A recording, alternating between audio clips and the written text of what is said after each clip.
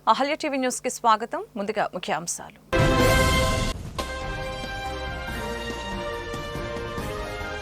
జమ్మూ కాశ్మీర్లో చినాబ్ నదిపై నిర్మితమైన అత్యంత ఎత్తైన రైల్వే బ్రిడ్జిని ప్రారంభించిన ప్రధాని మోదీ. ప్రపంచంలోని అత్యంత ఎత్తైన చినాబ్ రైల్వే బ్రిడ్జి ప్రారంభంపై CM Chandrababu tweet. Chenab railway వంతెన నిర్మాణం అద్భుతమంటూ ప్రధాని మోదీకి అభినందనలు తెలియజేసిన సీఎం.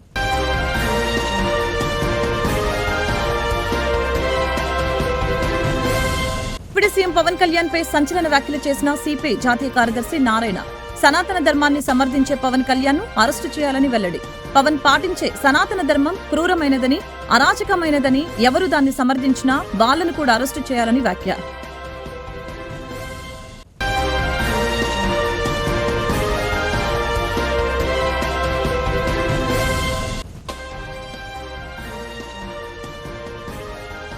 విద్య, వైద్య, విజ్ఞాన, ఉపాధి వికాస రంగాల ద్వారా తెలుగు రాష్ట్రాల్లో పేదల అభ్యున్నతికి కృషి చేస్తున్నామని మంత్రి నారా లోకేష్ వెల్లడి. పేదల పాలిట వరమైన ఆర్టీసీ సేవలు ఆగవని, కేంద్రంతో నిరంతర సంప్రదింపులు జరుపుతున్నామని లోకేష్ వివరణ. ప్రపంచంలోని అత్యంత ఎత్తైన చినాబ్ రైల్వే బ్రిడ్జి ప్రారంభంపై ముఖ్యమంత్రి చంద్రబాబు ట్వీట్ చేశారు. చినాబ్ రైల్వే వంతెన నిర్మాణం అద్భుతమంటూ ప్రధాని మోదీకి సీఎం అభినందనలు తెలిపారు. డిప్యూటీ సీఎం పవన్ కళ్యాణ్ పై సిపిఐ జాతీయ కార్యదర్శి నారాయణ సంచలన వ్యాఖ్యలు చేశారు. సనాతన ధర్మాన్ని సమర్థించే పవన్ కళ్యాణ్ ను అరెస్టు చేయాలని అన్నారు. పవన్ కళ్యాణ్ పాటించే సనాతన ధర్మం క్రూరమైనదని, అరాచకమైనదని, ఎవరు దాన్ని సమర్థించినా వాళ్లను కూడా అరెస్టు చేయాలని చెప్పారు. సనాతన ధర్మంలో విడాకులే లేనప్పుడు పవన్ కళ్యాణ్ ఎలా విడాకులు తీసుకున్నాడని ఆయన ప్రశ్నించారు.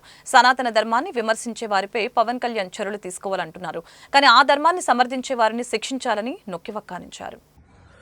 సనాతన ధర్మాన్ని గురించి పవన్ కళ్యాణ్ మాట్లాడిన తర్వాత నేను దాని మీద కామెంట్ చేసేమాట వాస్తవం.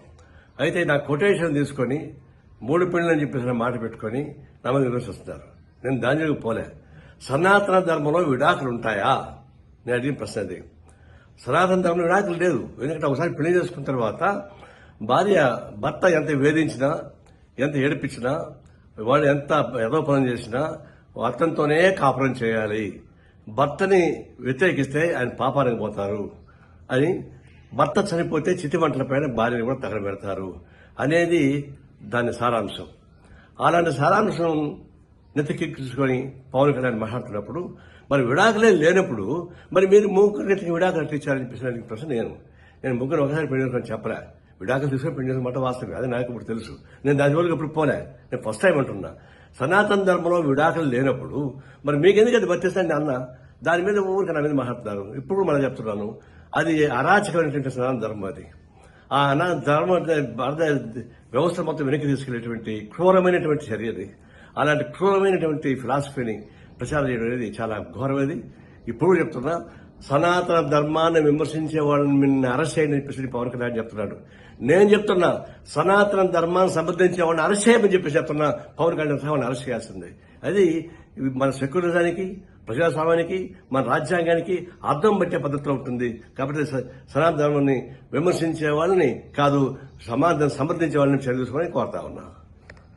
విద్య, వైద్య, విజ్ఞాన, ఉపాధి వికాస రంగాల ద్వారా తెలుగు రాష్ట్రాల్లో పేదల అభ్యున్నతికి కృషి చేస్తున్నామని విద్యా, ఐటీ శాఖల మంత్రి నారా లోకేష్ తెలిపారు. అనంతపురం, శ్రీ సత్యసాయి, కర్నూలు, నంద్యాల జిల్లాలతో పాటు తెలంగాణలోని మహబూబ్ నగర్ వంటి ప్రాంతాల్లో ఆర్డీటీ ద్వారా కార్యక్రమాలు జరుగుతున్నాయని మంత్రి లోకేష్ తెలిపారు.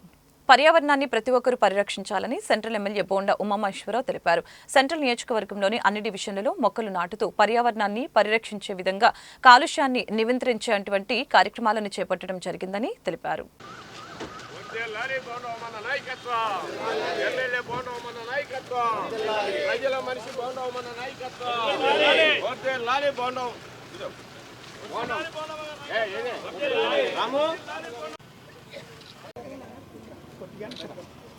పడుతున్నారా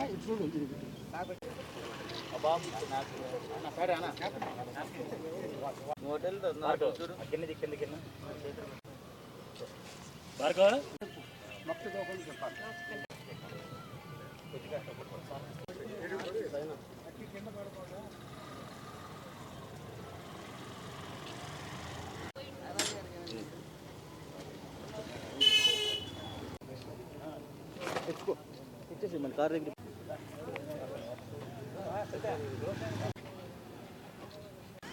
ఈరోజు ప్రపంచ పర్యావరణ దినోత్సవం సందర్భంగా రాష్ట్రంలో 1,000,000 మొక్కలు నాటాలని ఏదైతే లక్ష్యం పెట్టుకున్నామో దాని సెంట్రల్ నియోజకవర్గంలో ప్రతి ఇంటి ముందు ప్రతి పార్కుల్లో కూడా పెద్ద ఎత్తున అన్ని ప్రధాన రోడ్లలో కూడా రోడ్ సైడ్లు మొక్కలు నాటుతూ ఉన్నాం.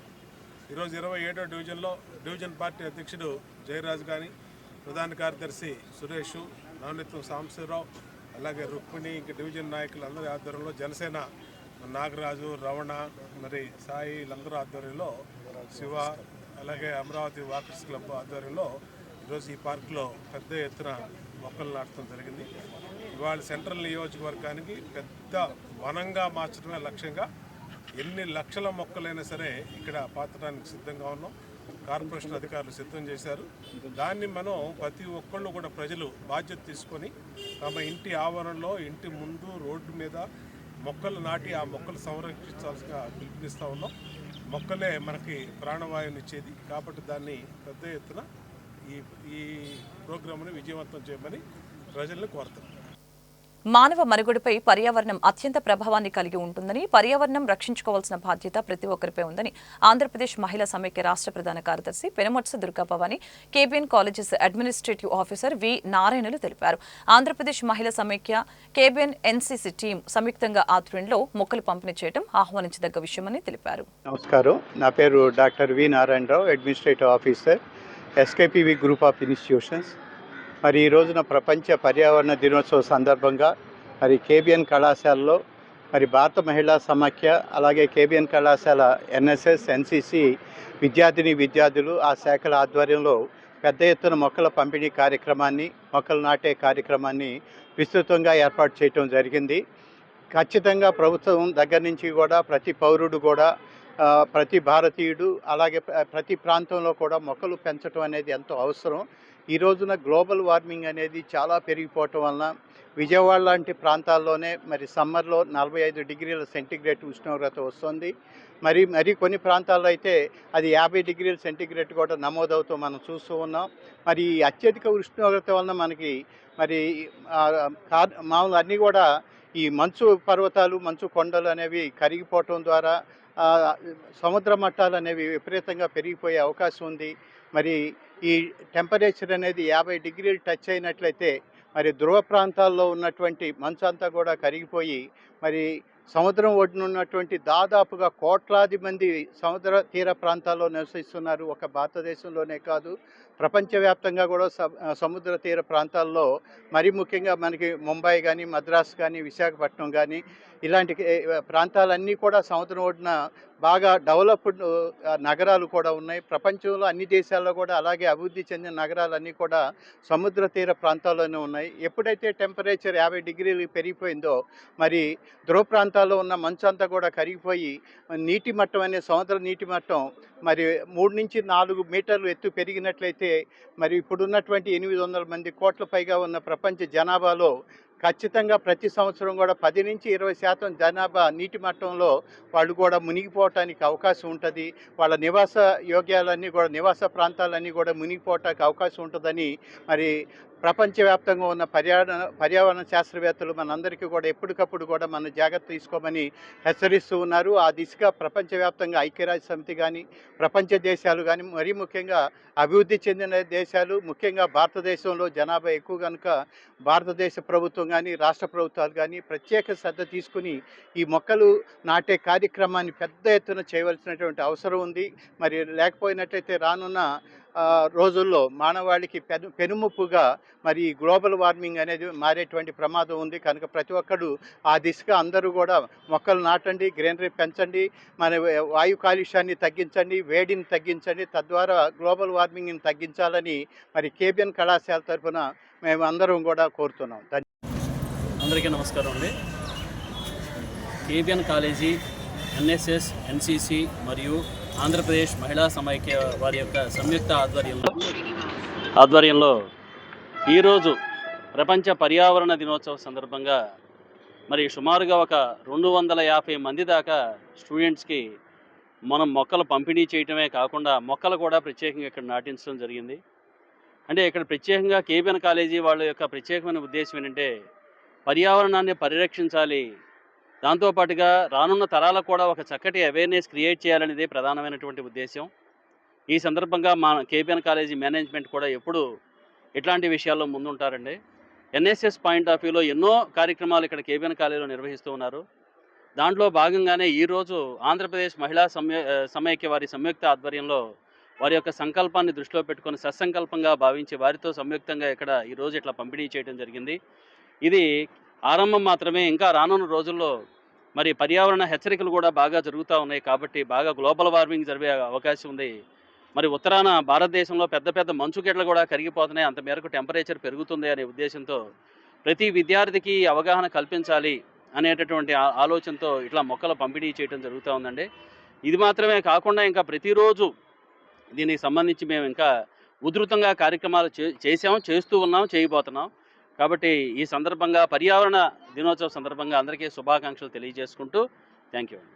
ప్రతి ఒక్కరు యోగా చేయటం వలన ఏకాగ్రత మరియు శారీరక దృఢత్వం పెరుగుతుందని, మానసిక ప్రశాంతత చేకూరుతుందని, తద్వారా చక్కని ఆరోగ్యాన్ని ప్రతి ఒక్కరు సొంతం చేసుకోవచ్చని director general Andhra Pradesh doctor CM Trivikrama Varma వివరించారు. రాష్ట్ర ప్రభుత్వం ప్రతిష్టాత్మకంగా చేపట్టిన యోగా దినోత్సవ కార్యక్రమాలలో అందరూ పాల్గొనాలని ఆయన పిలుపునిచ్చారు.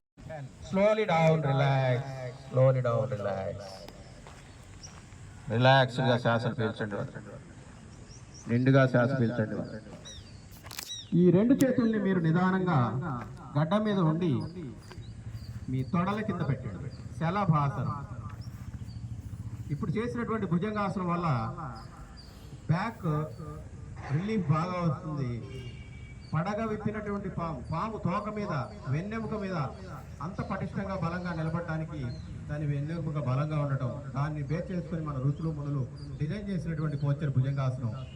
చెస్ట్ రిలీఫ్ అవుతుంది, బ్రాంకియల్ ప్రాబ్లమ్స్ కూడా రిలీజ్ అవుతూ ఉంటాయి. ఓకే, నెక్స్ట్ మీ ఎడమ కాలుని నాభి వరకు పైకి లేపండి. 45 degrees. ఎంతవరకు లేపగలిగితే అంతవరకు. ఎడమ కాలు ఏకపాద శలభాసనము.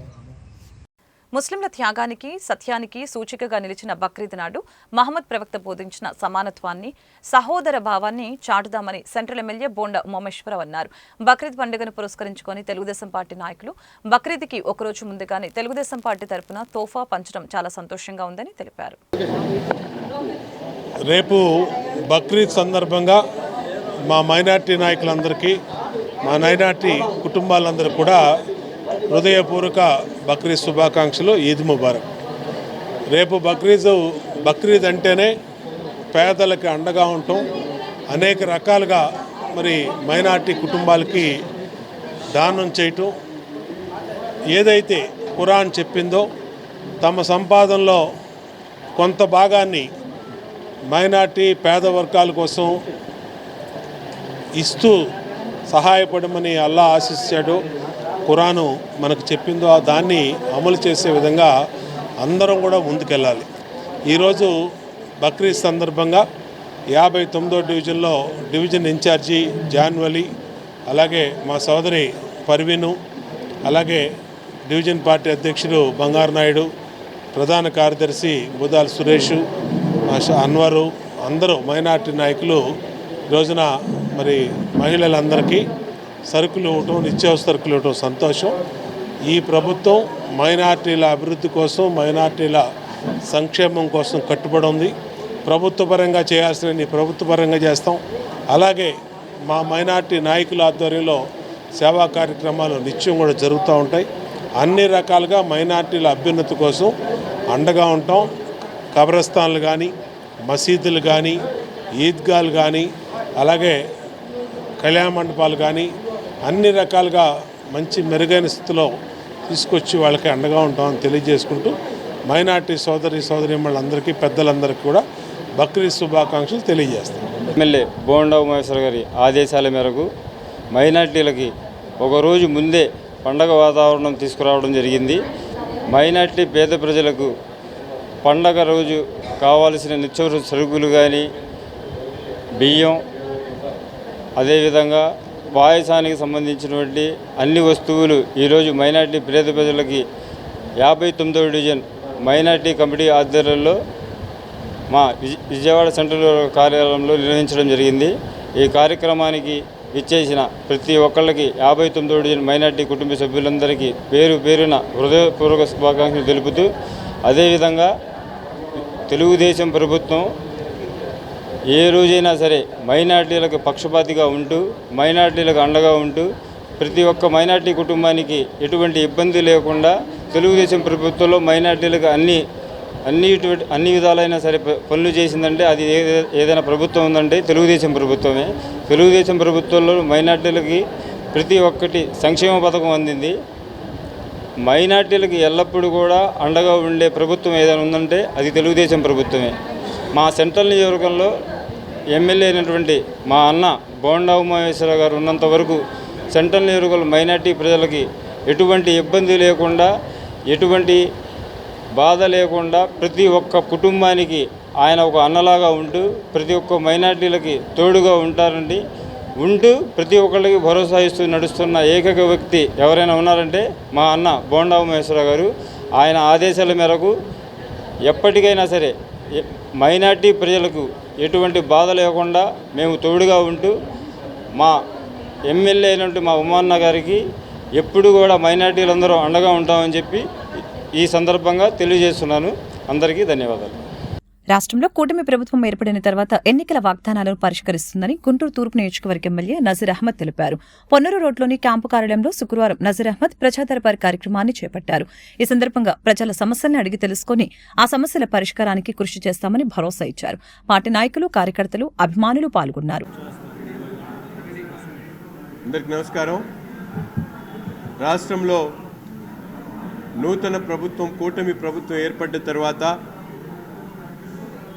ఇచ్చినటువంటి ఎన్నికల వాగ్దానాలను ఒక్కొక్కటిగా పూర్తిగా నెరవేర్చడమే కాకుండా రాష్ట్రంలో ఉన్నటువంటి ప్రజా సమస్యలు నిరంతరం కూడా కనుక్కునేటువంటి విధంగా వాటికి ఎప్పటికప్పుడు పరిష్కరించేటువంటి విధంగా గౌరవ ముఖ్యమంత్రి గారి ఆదేశాల మేరకు రాష్ట్ర వ్యాప్తంగా ప్రజా దర్బార్ పేరుతో ఈ కార్యక్రమాన్ని నిర్వహించడం జరుగుతూ ఉంది. అందులో భాగంగానే గుంటూరు తూర్పు నియోజకవర్గంలో గత 6 నెలల నుండి ప్రజా దర్బార్ కార్యక్రమాన్ని నిర్వహించడమే కాకుండా ఏవైతే ప్రజా సమస్యలు వస్తాయో క్షేత్రస్థాయిలో అభివృద్ధి కార్యక్రమాలతో పాటు ముఖ్యంగా గత ప్రభుత్వంలో ఇల్లు పెద్దదుందనో కరెంటు బిల్లు ఎక్కువ వచ్చిందనో లేకపోతే కారు కొన్నారనేటువంటి నెపంతో అనేక మంది వృద్ధులు, వితంతువులు, వికలాంగులకు కూడా పెన్షన్లు ఎత్తేసినటువంటి పరిస్థితులు.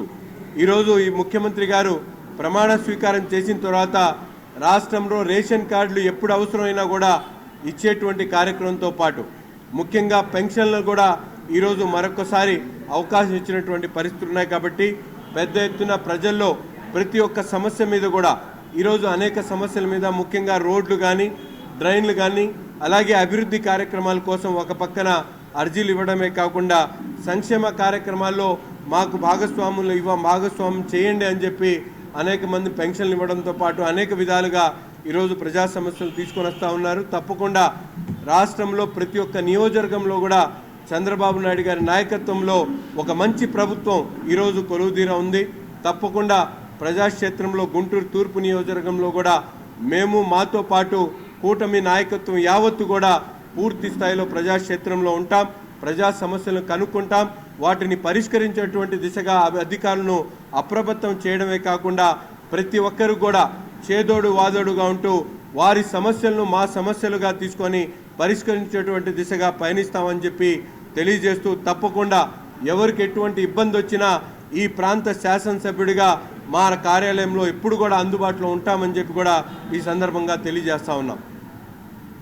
AP building and other constructions union రాష్ట్ర 10వ మహాసభ జూలై 23, 24 తేదీల్లో గుంటూరు నగరంలో జరగనుంది. ఈ మహాసభలకు సంబంధించిన పోస్టర్లను శుక్రవారం పాత గుంటూరులోని సిఐటియు కార్యాలయంలో యూనియన్ నాయకులు ఆవిష్కరించారు. ఇందులో భాగంగా యూనియన్ రాష్ట్ర ప్రధాన కార్యదర్శి నరసింహారావు ఇతర సభ్యులు పాల్గొని మాట్లాడారు. తమ ఉమ్మడి మేనిఫెస్టోలో పొందుపరిచారు. సహజంగానే మేనిఫెస్టో అంటే తప్పనిసరిగా అమలు చేసేదని భావించాం. రాబోయేటువంటి రోజుల్లో భవన నిర్మాణ కార్మికులకి తెలుగుదేశం పార్టీ అధికారంలోకి వస్తే గెలిస్తే బిల్డింగ్ వర్కర్స్ వెల్ఫేర్ బోర్డు నుంచి సంక్షేమ పథకాలు వస్తాయని చెప్పని భావించాం. ఆ రకంగా భావించాం కాబట్టి ఈ రాష్ట్రంలో గతంలో ఎప్పుడూ లేని పద్ధతిలో గతంలో ఎన్నడూ లేని విధంగా 164 మంది ఎమ్మెల్యేలు జనసేన, తెలుగుదేశం, బీజేపీకి సంబంధించిన పార్టీ ఎమ్మెల్యేలు గెలిచారు. మేమంటాం కాదు ఈ మాట. ఎన్నికల్లో గెలిచి ప్రభుత్వం ఏర్పాటు చేసిన తర్వాత ప్రభుత్వంలో మంత్రులుగా ప్రమాణ స్వీకారం చేసిన వాళ్ళని పోయి కలిసి బిల్డింగ్ వర్కర్స్ వెల్ఫేర్ బోర్డుని ఎప్పటి నుంచి అమలు చేస్తారని చెప్పి మాట్లాడే సందర్భంలో సాక్షాత్తు రాష్ట్ర కార్మిక శాఖ మంత్రి, రాష్ట్ర ఉప ముఖ్యమంత్రి, రాష్ట్ర ముఖ్యమంత్రి గారు కూడా భవన నిర్మాణ కార్మికులు అత్యధిక మంది మాకు ఓటు వేశారు కాబట్టి మేము ఇంత స్థాయిలో మేము గెలిచామని చెప్పని తెలుగుదేశం నాయకులు, జనసేన నాయకులు, బీజేపీ నాయకులు మాట్లాడారు. మేమేమంటామంటే మేము ఓట్లు వేసాం, మీరు గెలిచారు, అయిపోయింది, మీ పని అయిపోయింది, మా పని ఎప్పుడు చేస్తారని అడుగుతా ఉన్నాం. బిల్డింగ్ వర్కర్స్ వెల్ఫేర్ బోర్డులో భవన నిర్మాణ పేర్లు నమోదు చేసుకుని భవన నిర్మాణ కార్మికులు సంక్షేమ పథకాలు ఎప్పటి నుంచి అమలు చేయబోతా ఉన్నారు, దాన్ని తేల్చని చెప్పని అడుగుతా ఉన్నాం. ఎప్పటి వరకు నిన్న కాక మొన్న ప్రభుత్వం సంవత్సరం అయిపోయింది, మేము గెలిచామని చెప్పని సంబరాలు చేసుకున్నారు. మీరు సంబరాలు చేసుకుంటే మాకు అభ్యంతరం చేసుకోండి, కానీ భవన నిర్మాణ కార్మికులకు ఇచ్చినటువంటి మాట ఏమైంది? సంవత్సరం కాలం పూర్తయింది, ఎందుకని అమలు చేయలేదు మీరు? పోనీ మీరు పని ఒత్తిడిలో ఉన్నారు, గెలిచిన ఆనందంలో ఉన్నారు, ముఖ్యమైన పనులు ఉన్నాయి కాబట్టి చేయలేకపోయారా? పలానా తారీఖు నుంచి అమలు చేస్తామని చెప్పబోతా ఉన్నారు, ఎప్పటి నుంచి అమలు చేస్తారో చెప్పండి అని చెప్పి మేము అడుగుతా ఉన్నాం. మొన్న ఏప్రిల్ 25వ తారీఖు నాడు రాష్ట్ర ఉప ముఖ్యమంత్రి పవన్ కళ్యాణ్ గారిని కలిసాం. వారి నియోజకవర్గం పిఠాపురం వెళ్ళి కలిసిన సందర్భంగా ఆయన మాట్లాడిన మాటలు ఆశ్చర్యానికి గురిచేసే మమ్మల్ని. ఏం మాట్లాడుతున్నారు ఉప ముఖ్యమంత్రి పవన్ కళ్యాణ్ గారు? బిల్డింగ్ వర్కర్ సంక్షేమ బోర్డు నుంచి సంక్షేమ పథకాలు ఇంకా అమలు జరగలేదా? అదేంటి ఎప్పుడో అమలు చేస్తామని చెప్పాం కదా, ఇంకా అమలు జరగలేదా అని చెప్పి అడుగుతున్నాడు ఆయన. అంటే రాష్ట్ర ప్రభుత్వంలో ఉప ముఖ్యమంత్రి గారికి తెలియకుండా ఏమైనా జరుగుతున్నాయా? ఉప ముఖ్యమంత్రి గారి ప్రమేయం లేకుండా ప్రభుత్వం పరిపాలన జరుగుతుందా? అధికారులు లేకపోతే ముఖ్యమంత్రి గారు ఆయనకి ఏం చెప్పడం లేదా అనే సందేహం సహజంగానే భవన నిర్మాణ సాధారణ కార్మికులతో పాటు మాకు కూడా వచ్చాయి. సరే, మీకు తెలిసి జరుగుతున్నాయా, తిరిగి జరుగుతున్నాయా, పరిపాలన మీ పాత్ర ఏమిటి, ఇవన్నీ మీకు సంబంధించిన విషయాలు. కానీ మా వరకు మాకు భవన నిర్మాణ కార్మిక సంఘానికి సంబంధించినంత వరకు బిల్డింగ్ వర్కర్స్ వెల్ఫేర్ బోర్డును పునరుద్ధరణ చేస్తా అని చెప్పిన ఎన్నికల మేనిఫెస్టోలో మీరు ఇచ్చిన హామీని అమలు చేయకపోతే రేపు 24, 25 తారీఖు నాడు జరగబోయేటువంటి 23, 24 తారీఖు నాడు జరగబోయేటువంటి రాష్ట్ర మహాసభలో చర్చించబోతా ఉన్నాం. ఇదే ప్రధానమైనటువంటి అంశం. వెల్ఫేర్ బోర్డును సాధించుకోవడం కోసం రాబోయేటువంటి రోజుల్లో పెద్ద ఎత్తున ఆందోళన కార్యక్రమాలు చేయాలని చెప్పి మేము భావిస్తూ ఉన్నాం. రాష్ట్ర మహాసభల్ని గైడ్ చేయడం కోసం రాష్ట్ర మహాసభలో ఏ రకమైనటువంటి ఆందోళన పోరాటాలు తీసుకోవాలో దిశానిర్దేశం చేయడం కోసం సిఐటి రాష్ట్ర ప్రధాన కార్యదర్శి కమిటీ నరసింహరావు గారు ఈ మహాసభలో పాల్గొనబోతా ఉన్నారు. వారితో పాటు construction workers federation of India అఖిల భారత ప్రధాన కార్యదర్శి కమిటీ యూపీ జోసఫ్ కేరళ నుంచి రాబోతా ఉన్నారు. వీరితో పాటు చుట్టుపక్కల ఉన్నటువంటి తెలంగాణ, మహారాష్ట్ర, కర్ణాటక రాష్ట్రాల నుంచి, తమిళనాడు రాష్ట్రాల నుంచి ఆయా రాష్ట్రాల భవన నిర్మాణ కార్మిక సంఘం నాయకులు పాల్గొనబోతా ఉన్నారు. ఆంధ్రప్రదేశ్ రాష్ట్ర బిల్డింగ్ వర్కర్స్ ఉద్యమాన్ని దిశానిర్దేశం చేయబోతా ఉన్నారు. కాబట్టి రేపు జూలై 23, 24 తారీఖుల్లో జరగబోయేటువంటి ఆంధ్రప్రదేశ్ రాష్ట్ర బిల్డింగ్ వర్కర్స్ మహాసభ రాబోయేటువంటి 3 సంవత్సరాలు భవన నిర్మాణ కార్మికులు ఎటువంటి కార్యాచరణని తీసుకోవాలో చర్చించబోతా ఉన్నారు. ఆ రకమైనటువంటి చర్చలు రాబోయేటువంటి మహాసభలో జరగబోతా ఉన్నాయి అని చెప్పి తెలియజేస్తా ఉన్నాం. ఈ మహాసభలు విజయవంతం చేయడం కోసం గుంటూరు నగరం, గుంటూరు జిల్లా భవన నిర్మాణ కార్మికులు పెద్ద ఎత్తున సన్నద్ధమవుతూ ఉన్నారు, సన్నాహాలు చేస్తూ ఉన్నారు. వారందరికీ యూనియన్ రాష్ట్ర కమిటీ వైపు నుంచి ధన్యవాదాలు తెలియజేస్తూ ఉన్నాం. ఈ ఉత్సాహంతో రాష్ట్ర మహాసభల దాకా మీ కార్యాచరణ కొనసాగించారు. వార్తలు ముగించే ముందు ముఖ్యాంశాలు మరొకసారి.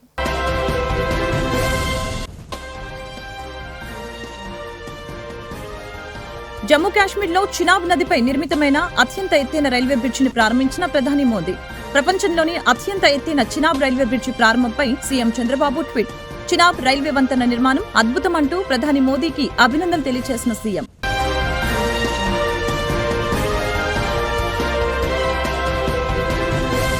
ఇప్పుడు సీఎం పవన్ కళ్యాణ్ పై సంచలన వ్యాఖ్యలు చేసిన సిపిఐ జాతీయ కార్యదర్శి నారాయణ. సనాతన ధర్మాన్ని సమర్థించే పవన్ కళ్యాణ్ ను అరెస్టు చేయాలని వెల్లడి. పవన్ పాటించే సనాతన ధర్మం క్రూరమైనదని, అరాచకమైనదని, ఎవరు దాన్ని సమర్థించినా వాళ్లను కూడా అరెస్టు చేయాలని వ్యాఖ్య.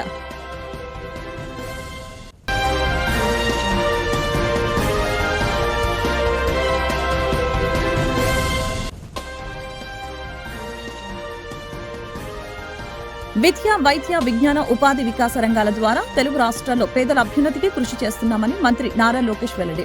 పేదల పాలిట వరమైన ఆర్టీసీ సేవలు ఆగవని కేంద్రంతో నిరంతర సంప్రదింపులు జరుపుతున్నామని లోకేష్ వివరణ. ఈ వార్తలు ఇంతటితో సమాప్తం. మరొక బులెటిన్లో మళ్ళీ కలుద్దాం. నమస్కారం.